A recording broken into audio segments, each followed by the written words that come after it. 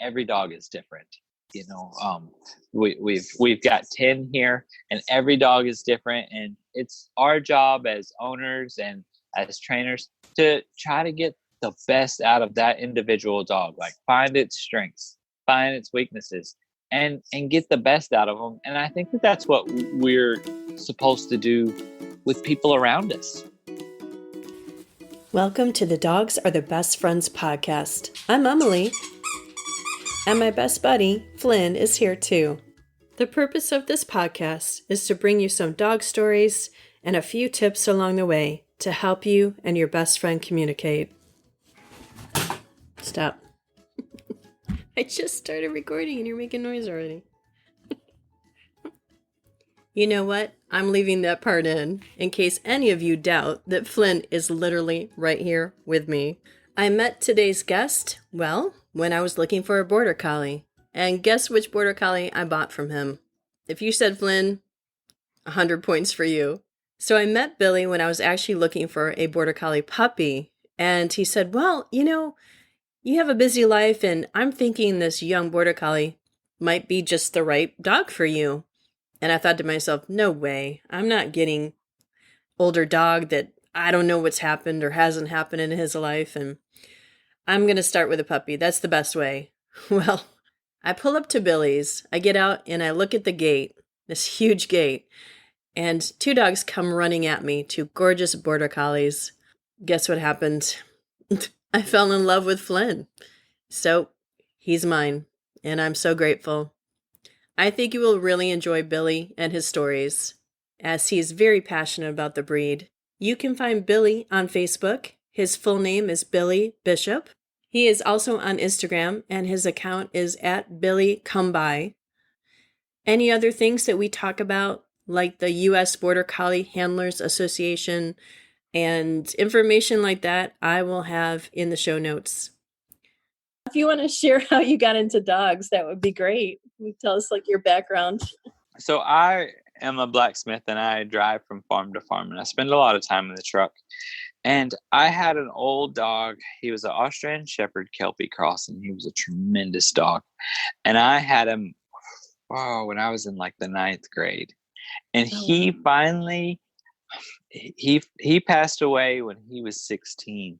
And so I'm the only child, so that was like my brother. And so when he passed, I couldn't be without a dog. You know, I was so used to him being around. And so I got a mini Aussie.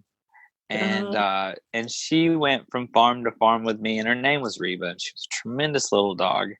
And I got married a couple years after I had gotten Reba, and my wife at the time, she loved that dog.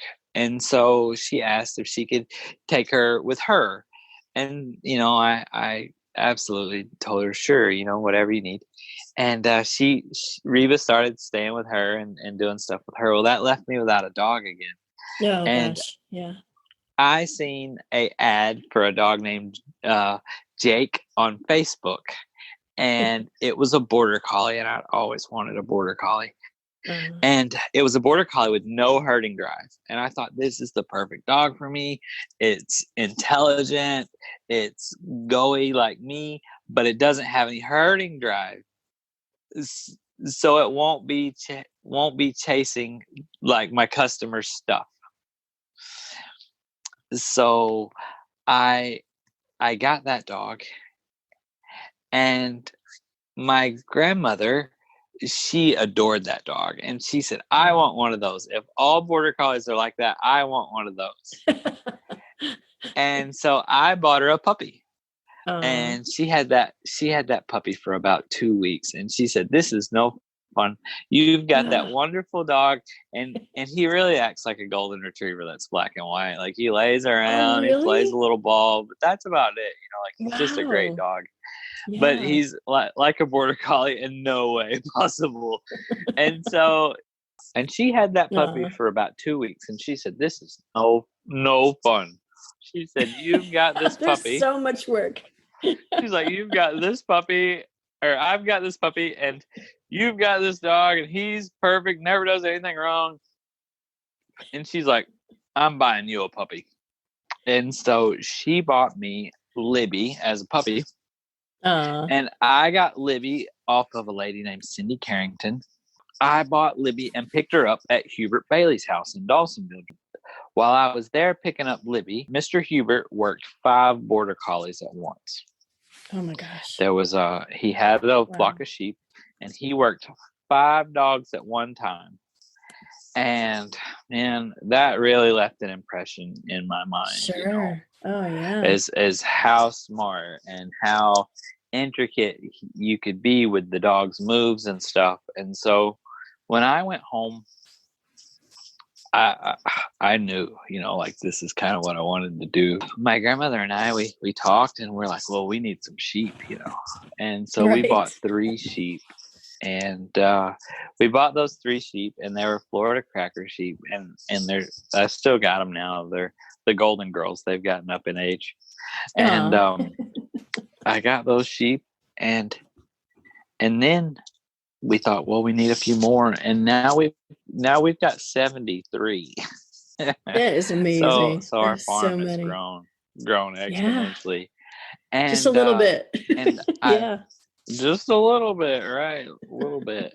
And I've been able to take lessons from supreme champions to people from Europe and stuff like that do the dog trials, and just dog training and trialing has been a tremendous part of my life, and it's really improved my life. It allows me to be more artistic in my horseshoeing because I'm not such in a rut in my thinking, because I come home and I practice and I spend time with my dogs, and so it makes me more fluid in my thoughts. Interesting. Yeah, and it's been a really neat blessing, and I think, you know, God knows what we need when we need it, so He definitely helped me out, and so we've just been able to go with the border collies. So I don't know where I would be without them now. Yeah, they become such a part of your family. There's just no doubt about it. The border collies, they they're so sensitive, and maybe not sensitive in a bad way, but they pick up on your tones and on your movement and how you move and where you're going. And so the border collies have definitely made me more aware of how I speak, even, you know, because you can growl at a border collie and they can take it a little too far. So they have taught me a whole lot about myself. So Libby was your first, actually Jake technically, right, was your first, but then Libby, and then Libby's become a champion. Like you've done some amazing work with her. You know, she's been such a little blessing. We have flown on airplanes and went to sheepdog trials and all over the place, and we have chased cows out of the street for the sheriff. We have done everything together, and she's my right hand lady, and she's anything you ask her to do, like she just knows what I'm thinking, and I kind of feel like I know what she's thinking, and we're just we're a really good team. So yeah, and she has so much talent and so much will to please, and she loves her job as well. And so it's been such an opportunity, opportunity and a blessing to own her, because she's just taken me so far. You know, everything that I've been able to accomplish with the border collies has, you know, been kind of through God and her, because she's definitely a winner. You know, you don't count anything out until she's run, and that's pretty special. Can you explain a little bit about even what sheepherding is and what on earth they're doing and what you're doing out there with the dog and kind of how it works, you know, like give them a visual maybe? Absolutely. So the border collies, they were bred in the borders of Scotland to help manage large sheep flocks in areas where men, you know, couldn't hardly navigate, like on the side of mountains and stuff like that. And so the dogs were bred to do a specific job. And now we have trials where we pretty much do tasks that a border collie would do, and it's judged by a judge. And so you'll have an outrun where the sheep will be set at a distance, whether it be anywhere from 100 yards to 500-600 yards, and some trials are Wow. even farther. And the dog is judged on how it goes out and gathers the sheep. And border collies have a natural gathering ability, which sets them apart from other breeds. But their outrun is judged, and then the sheep are brought to the handler or the person running the dog, and then there's they take the sheep away and they drive them, which they're pretty much pushing the sheep away from you, and they push them away in kind of an upside down triangle per se, Okay. you know, where the handler is the bottom point, and then there's two sets of panels about 21 feet apart to the left and to the right. So the dog drives them either to the left or to the right to the first set of panels, and then drives across, like in front of you, to Okay. the other set of panels, and then typically back to what would be a shed ring, where you might split the sheep up, whether, you know, the judge might want you to split. If you have 4 sheep, you'll split them in groups of 2, or if you have 3 sheep, you'll maybe just take 1 sheep away from the group, and then we'll put them in a pen after it's over with. And sometimes the order is changed on the shedding and the pinning, but all that is judged on the lines that we have to stay in kind of a 3-foot line to keep all our sheep Oh, in a line, and the judge judges that. And every wow. time we deviate off of that line, we'll lose points. Okay. And we start with 100 points, and your goal is to lose as little as points as you possibly can. And sheepdog trialing is one of the most difficult things I think you can do with a dog, because there's so many little nuances and so many little facets of the herding that you can't control. You can't Yeah. control the weather. You can't Right. control the geography. Mm. We do all of this communicating with the dog by whistles. Right. And if there's hills or valleys, our whistles can be lost if it's windy. Right. I was gonna say wind could take it away. Yeah. Yes. Wow. Some of the trials in South Florida, whenever the sea breeze comes on in the afternoon and the wind's blowing right in your face, it's essentially blowing that sound into your face. And Oh so the gosh. dog is kind of on its own out there working. And so Wow. you have that to deal with. And then also you have the sheep. You know, Mhm. sheep can be unpredictable creatures, and it makes it pretty difficult. And then also you have the judge's opinion, Right. and then you Wow. have the dog. You know, Yes. the dog can decide. You know, like today is not the day. Wow. Or or you can get nervous. You know, so Right. it's one of the Sure. most difficult things to do, but I love it because Uh, you just never know what you're going to get, and it's a lot like golf in right. the way that you'll never perfect it. You may have good runs, but Uh, you'll never be perfect every day. And it's hmm. one of the most rewarding things you can do with a dog, because the other day I was practicing and I sent my young dog for sheep 880 yards away, and that's a long way. Wow. And for my young dog to Yes. go and get behind sheep and listen to me that far away, it just makes your heart soar, Yeah. because some people have a hard time getting their dog to lay down on a leash, and for for Right.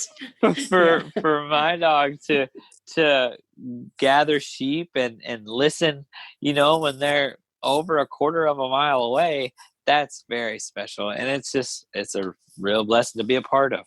It's so funny because it's hard to picture you being nervous. You're so even keeled. So for you to say that just kind of cracks me up because Oh, you don't ever seem that way. Like you're so easygoing and everything. And then I've seen like I don't get to see everything, I'm sure, because Facebook, just, you don't get to see everything, but I've seen where repeatedly you've done very well at these competitions. And I know you're not someone that brags, so I'll brag on you, but I know that I've seen that you and at least a few of your dogs have done very well. So congratulations on that. And what a great partnership you've, been able to develop with your dog.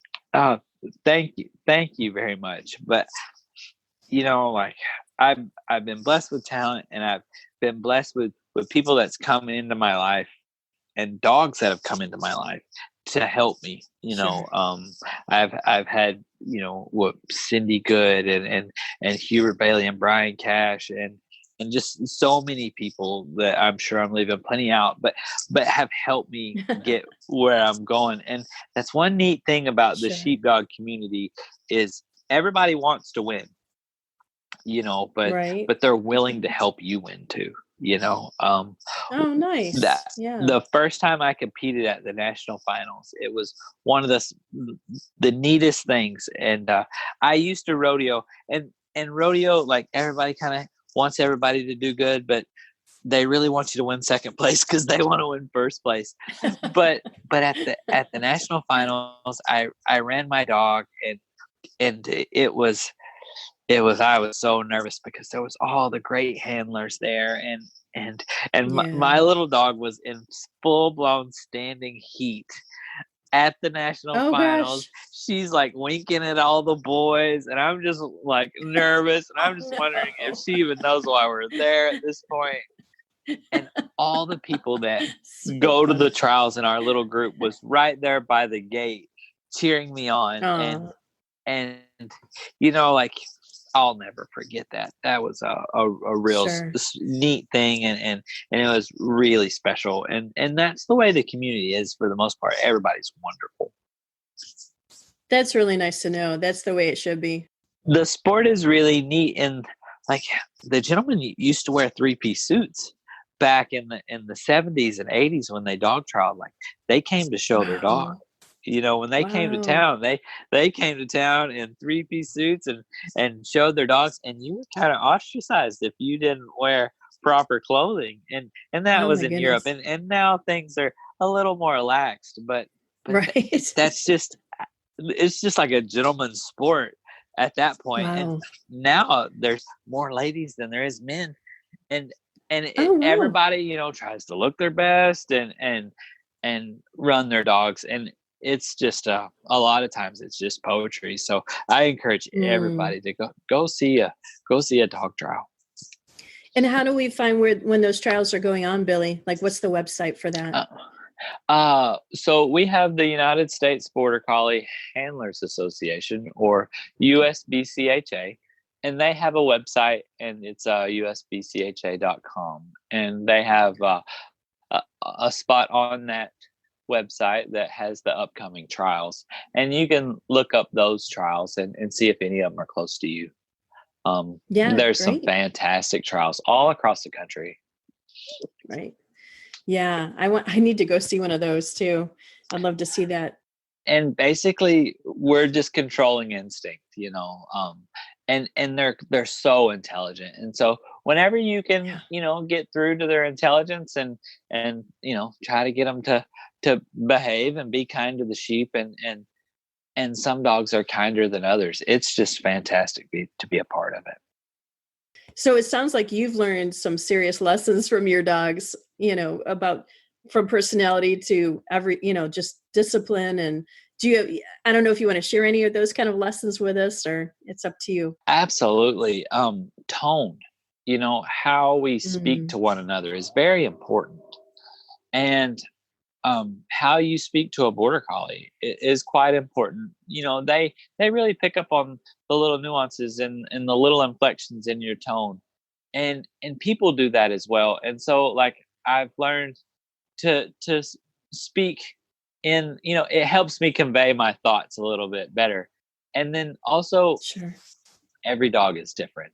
You know, um, Yeah, we've got true. 10 here, and every dog is different. And it's our job as owners and as trainers to try to get the best out of that individual dog, like find its strengths, find its weaknesses, and get the best out of them. And I think that that's what we're supposed to do with people around us. Right. Right. Is Very lift true. them up and find out what they're good at and brag on that. And like border collies have taught me countless things. We'd be here all night if I could tell you, and Right. I get that. Yes. and that one of the most special things about dogs that I think all of us can use is dogs don't hold grudges. They Yes. honestly do not hold grudges. They forget things that maybe something didn't work out and you're a little disappointed in them, and next thing you know, they go grab a stick and they want to play. And Right. maybe you do something that they don't like. Well, they don't hold a grudge and dwell on it. They just move on. And dogs are so in the moment, and that's something that I think everybody could really benefit from is living a life like a dog, like just live in the Right. moment. Don't worry about the future or worry about the past. Just be happy with where you're at.